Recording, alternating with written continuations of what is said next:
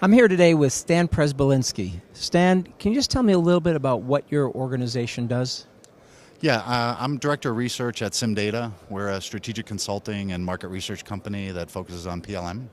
So we work with end user companies as well as the software vendors like Dassault Systems on marketing topics. With end users, we do a lot of PLM strategy development, solution selection, support for implementation, not coding, but program management support.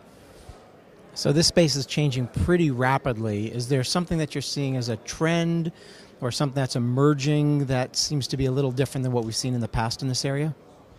Well, I think the whole industry move. Most of the suppliers have had industry solutions for many years. I mean, if you look back 10, 15 years ago, they really started. But it seems like a bunch of the suppliers are taking it more seriously, making the investments in staff, changing around their R&D priorities to meet those needs. So it'll be good for the end users if they can do that, since the ratio of software to services is not in their favor the way it's going now.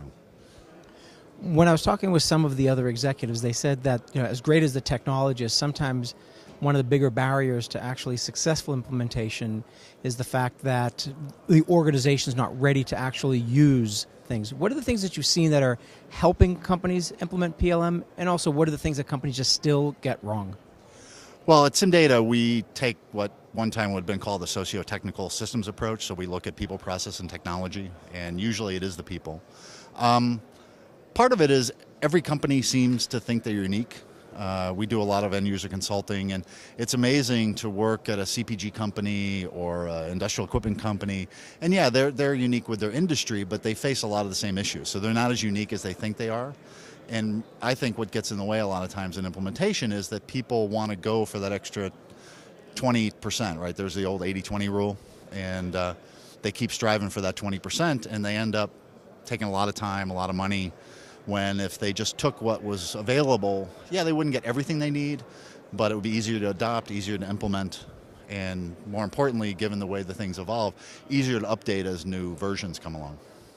So is there a company that you have in your mind, you don't even have to say who they are, but a company that's sort of like a great case study of someone that's done something well, that's either applied Pareto the way you're talking about, or just has done something particularly well? I'd be hard-pressed to come up with one. I think they all have something that they've done well.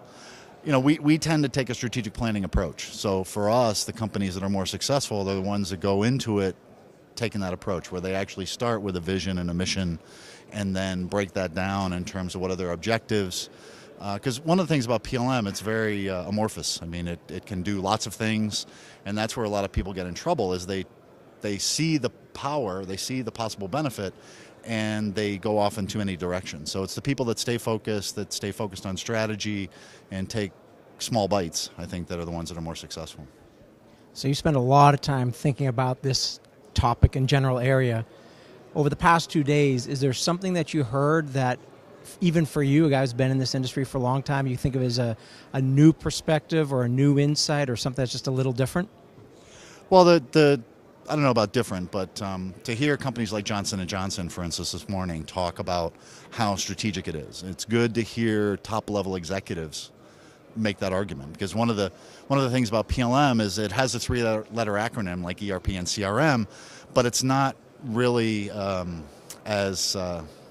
not integrated, but it's not really as narrow a topic as those things are. You know, you can't, while some people may talk about it, the way a lot of people think about it, you can't really buy a PLM system.